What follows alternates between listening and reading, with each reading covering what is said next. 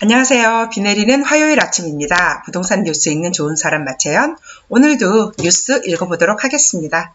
첫 번째 뉴스 준비한 거는 현장 힙하다는 막리단길 옛말 월요병을 닮은 그 거리. 데일리안 2020년 1월 7일 오늘이죠. 아침은 6시 1분 뉴스이고요. 반전의 세종시 집값 3주 새 무슨 일이 머니투데이 2020년 1월 6일 어제 아침 7시 15분 뉴스입니다. 새 아파트 청약 장벽 30대 갈 곳 없다. 서울경제 20년 1월 6일 오후 1시 27분 뉴스이고요. 공급 부족 아니라는 서울시 매물 잠김 해법엔 노답. 머니투데이 2020년 1월 6일 5시 56분, 오후 5시 56분 뉴스입니다. 이렇게 4개의 뉴스 읽어보도록 하겠습니다.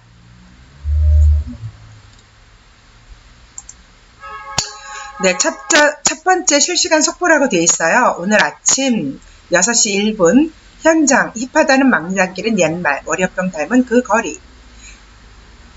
평일엔 한산 주말 장사로 버텨 젠트리피케이션 부작용 시작. 빈 상가 임대문이 곳곳 권리금 임대료는 여전히 높아.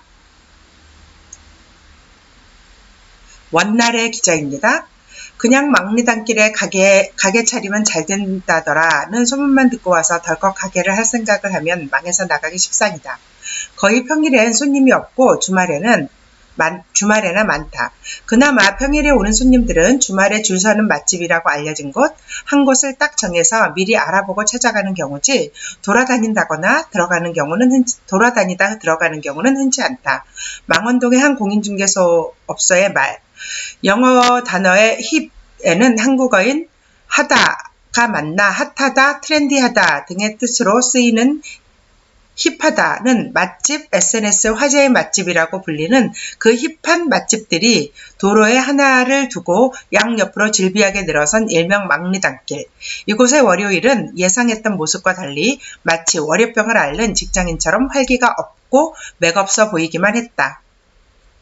막리단길로 가는 망원동 2번 버스 출구. 지난 6일 오후 망원역 2번 출구를 나와 막리단길 메인 도로로 알려진 포은로를 따라 걸으니 점심시간인데도 대부분의 밥집들이 문을 닫고 영업을 쉬고 있었다. 동네 주민들을 상대로 하는 상점이 아니다 보니 외지인이 방문하는 토요일, 일요일이 주된 영업시간이 돼버렸기 때문이다. 이에 대부분의 상점은 월요일 혹은 수요일이 쉬는 요일이다. 상인들은 불과 2-3년 전과는 분위기가 확연히 달라졌다고 입을 모았다. 몇 년 전만 해도 평일과 상관없이 망원동의 몇몇 음식점들엔 길게 줄이 늘어서 있는 모습을 쉽게 찾아볼 수 있었다는 것다. 맛집이라고 입소문을 탄 음식점에는 전국에서 찾아오는 사람들로 북적이기도 했다. 하지만 이제는 장사가 잘 되는 곳도 주말 장사에만 그치는 형국이다.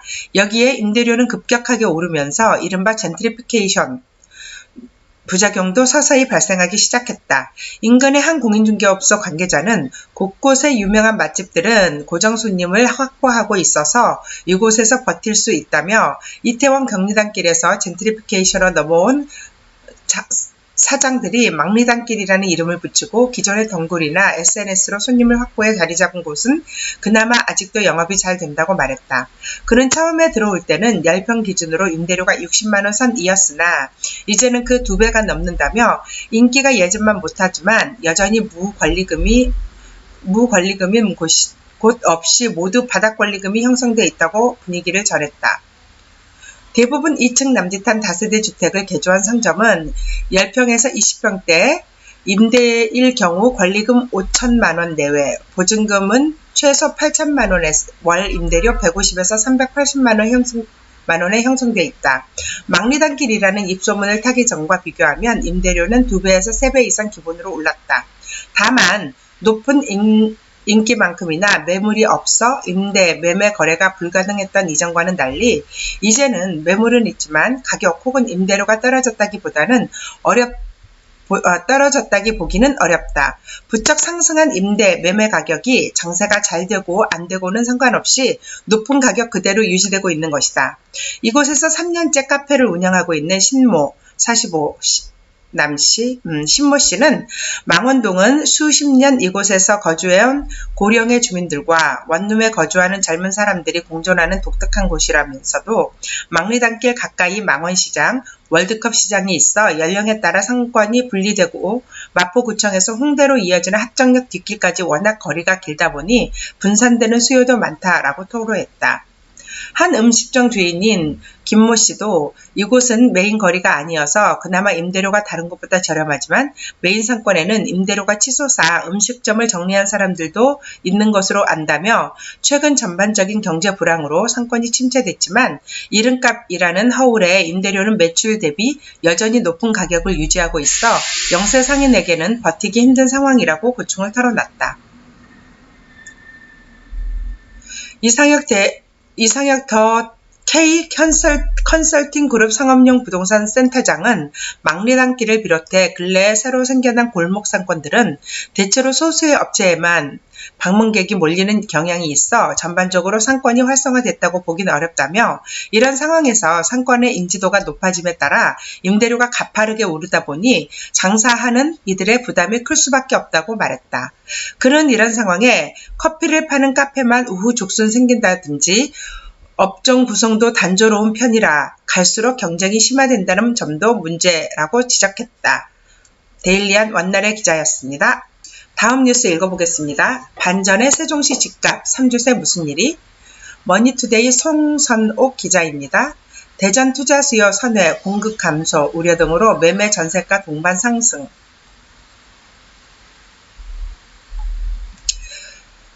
세종시 집값 상승세가 예사롭지 않다. 투기지역 규제 등으로 부동산 시장에서 좀처럼 환영받지 못했던 세종시가 공급 물량 감소 우려와 인근 대전 집값 상승에 따른 투자 선회가 맞물려 매매와 전세 가격이 동반 상승하고 있다.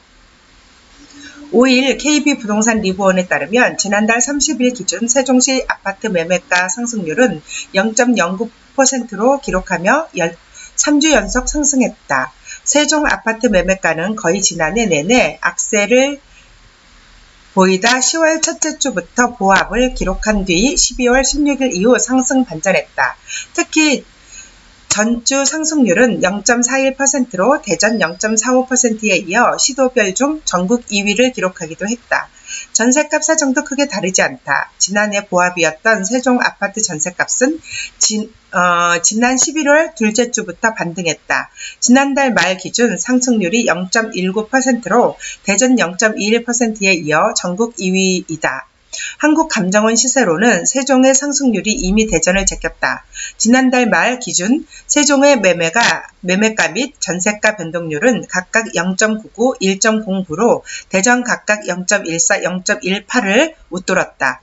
시도별 중에서는 전국 1위다. 특히 12.16 대책 이후 세종의 매매 가격과 전세 가격 상승률은 각각 1.33%, 2.17%로 2012년 12월 둘째 주 이후 7년 새 최고 변동률을 기록했다. 대체로 대출 규제가 강화되면서 세종시의 저평가 매력이 두드러졌다는 분석이다. 세종의 이 같은 반전 배경에는 인근 대전 투자 수요의 선회가 크게 작용한 것으로 풀이된다. 대전 집값의 고공행진으로 차익 실현에 나선 투자자들이 비교적 저렴하고 신축 위주인 세종시로 옮겨오고 있다는 것이다. KB부동산 리브원 분석 결과 2018년 말 대비 지난해 매매가 상승률이 가장 높았던 곳은 대전의 중구 상승률 9.97%, 서구 9.22%, 유성구 8.96% 등으로 대전의 주요 자치구들이 1에서 3위를 차지했다. 정부가 지난해 11월 6일 주거정책 심의회를 열고 민간 택지 분양가 상한제 적용 지역과 부산 조정 대상 지역 전면 해제를 발표했으나 당시 예상과 달리 대전이 규제 대상 지역에 포함되지 않았으면서 투자자들의 퇴로가 확보됐다는 설명도 이어진다.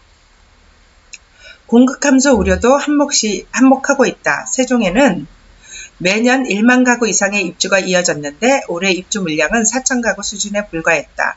이에 따라 세종정부청사 인근 도담동 도렛마을 10단지 전용 84제곱미터 실거래는 10월 4억 7천만 원, 12층에서 지난달 5억 7,800만 원으로 달새 1억 원가량 올랐다. 김학렬 더 리서치 그룹 부동산 조사 연구소장은 올해 세종시 공급 물량 감소와 가격 상승 기대감이 지속되면서 대전, 서울 등에 몰렸던 투자 수요가 세종으로 이동하고 있다며 세종 지역 아파트들이 상대적으로 싸기 때문에 규제 지역이라는 현 상황이 중요하지 않다고 말했다. 송선옥 기자였습니다. 새 아파트 청약 장벽 30대 갈 곳 없다. 서울경제 1월 6일 뉴스입니다. 비교적 가점이 낮은 서울 서대문구에서도 청약 당점 커트라인이 30대가 도저히 채울 수가 없는 점수가 나온 것이다. 30대의 청약 장벽이 다시 한번 증명됐다. 비교적 가점이 낮은 서울 서대문구에서도 청약 당점 커트라인이 30대가 도저히 채울 수 없는 점수가 나온 것이다. 6일 금융결제원에 따르면 이날 당첨자를 발표한 이 편한 세상 홍제 가든 플라츠 당첨자의 평균 가점은 62점에 달했다. 당첨 최저 가점은 57점을 기록했다. 해당 단지는 12.16 대책 이후 처음으로 서울에 분양된 9억 원 미만 아파트로 중도금 대출이 가능하다. 비교적 비인기 지역인 서대문구의 정부의 잇따른 규제로 사람들이 몰리면서 당첨 가점도 상승한 것이다. 현재 3인 가족 기준으로 30대가 받을 수 있는 최대 가점은 52점에 그친다. 대다수 30대는 40점조차 넘기기가 어렵다. 해당 단지의 당첨 최저 가점은 같은 지역에서 앞서 분양한 단지들과 비교해도 상당히 오른 수치다. 지난해 2월 분양한 홍제역 효성 해링턴 플레이츠의 당첨 최저가 가점은 36점에 불과했다. 이어 9월 분양된 서대문구 파크 프리지오의 당첨 최저 가점 또한 47점이었다. 이번에는 57점으로 뛰면서 30대는 명함조차 못 내밀게 되었다. 함영진 직방 빅데이터 랩장은 정부의 가격 통제로 청약시장은 더 오르고 있는 상황이라며 청약 가점이 낮은 30대들은 박탈감을 느낄 수 밖에 없다고 설명했다. 이어 30대들은 대출 규제로 매매시장 진입도 쉽지 않다며 신혼희망타운, 신혼특별공급 등의 공급 확대와 더불어 청약제도의 근본적인 개편도 고민해야 한다고 덧붙였다. 권혁준 기자였습니다. 공급 부족이 아니라는 서울시, 매물잠김 해법엔 노답. 머니투데이 김희정 기자, 주택 공급 물량에 임대주택까지 포함, 멸실주택도 감안 안 해. 부동산 공유기금제 TF 마련, 실현안 구상. 진희선 서울특별시 행정 2부 시장이 6일 오후 서울 중구 서울특별시청 영상회의실에서 열린 주택공급 관련 기자간담회에 참석해 인사말을 하고 있다. 서울시가 6일 진희선 2부시장 주재로 주택 수급 등 주요 현안 상황에 대한 기자간담회를 열고 이같이 밝혔다. 올해 7만 3천 가구를 시작으로 2025년까지 평균 서울 주택 공급 물량 준공 기준 8만 2천 가구로 지난 6년 2014년에서 2019년간 연평균 공급량 7만 8천 가구보다 오히려 많다는 것이다. 6년간 서울 연평균 8만 2천 가구 공급 과거보다 많다지만 이는 공급 부족 우려로 인한 주택시장의 불안 가능성을 일축하기 위해 제시한 데이터다. 그러나 멸실주택을 감안한 순증 물량이 아니다.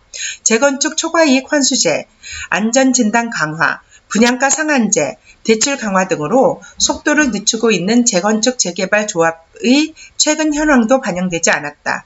여기에 시가 공급 목표로 제시한 공적 임대주택 24만 가구 중 건설형 공적 임대까지 주택 공급 물량에 포함시켰다. 실제 내 집 마련을 꿈꾸는 주택 수요자들의 수요에 부합하는 공급 물량과는 거리가 멀다. 민간 기업의 예측 물량과 차이가 벌어지는 이유다. 이에 대해 류훈 서울시 주택건축본부장은 준공주택 통계는 서울시가 산정하는 통계가 정확하다며 지금까지 10년간 공급 물량을 예측한 노하우를 토대로 한다고 밝혔다. 하지만 서울시의 통계를 믿더라도 의문은 남는다. 신규 주택이 분양돼도 서울은 분양권 및 입주권의 전매가 원천적으로 막혀있다. 양도소득세 면제 요건이 강화되면서 1주택자도 일정 기간 실거주를 해야 하기에 매물로 나올 가능성은 낮다. 청약 당첨 확률은 낙타가 바늘구멍 뚫기 수준이다. 또 장기 일반 민간 임대주택으로 등록된 주택들은 최대 8년간 시장에 나오지 못한다. 최근 2년간 신규 등록한 임대사업자만 8만 3천여 명, 신규 등록 임대주택도 17만 3천 가구에 달한다. 구축이든 신축이든 사고 싶어도 살 수 있는 주택이 부족하다면 공급을 충분하다고 할 수 있을까? 거래 가능 주택은 여전히 부족. 매물 잠김 해법은? 그럼에도 불구하고 시는 국토부와 함께 최근 주택시장의 가열이 주택 공급 부족이란 잘못된 정보에 따른 심리불안 탓이라는 입장이다. 역세권 고밀화와 도심 주거 비율 확대, 정비사업 추진 지원, TF, 태스크포스는 차질 없이 추진하겠다고 밝혔다. 아울러 과세 형평성을 높이기 위해 부동산 가격 공시 지원 제도, 지원센터도 별도로 설립하겠다는 방침이다. 자치구가 개별주택 및 개별직 공시 가격을 산정할 때 민원을 의식할 수밖에 없는 만큼 시가 참여해 공시가격 산정의 투명성을 높인다는 취지이다. 정부의 공시가격 현실화 중장기 로드맵에 참여해 제도 개선도 건의할 방침이다. 최근 박원순 시장이 제안한 부동산 공유기금제는 최근 TF를 마련해 정책을 실현 방안을 수립 중이다. 개발이익 및 투기이익을 환수해 부동산 공유기금을 만들고 그 자금으로 대규모 공공임대주택을 짓는다는 구상이다. 진희선 이 부시장은 일본이나 선진국은 증시가 올랐지만 우리나라는 장기간 증시가 박스권에 머물면서 유동자금이 부동산에 몰렸다며 최근 부의 편중화, 양극화, 불평등의 이유가 부동산에 의한 불로소득인 만큼 이를 해소하기 위한 방안으로 서울시 차원에서 제안하는 것이라고 설명했다. 진 부시장은 이어 여러 언론에 보도됐지만 사실과 다른 부분들이 있고 그로 인해 시민 혼란이 가중됐다며 현재 세밀하게 검토 중이니 구체적 실행 계획이 나오면 그때 발표하겠다고 말을 아꼈다. 김희정 기자였습니다. 네, 이상 오늘 준비한 뉴스 다 읽어보았습니다. 오늘 뉴스 좋았다면 좋아요와 구독하기 꼭 눌러주시고요. 내일도 함께 찾아뵙도록 하겠습니다. 감사합니다.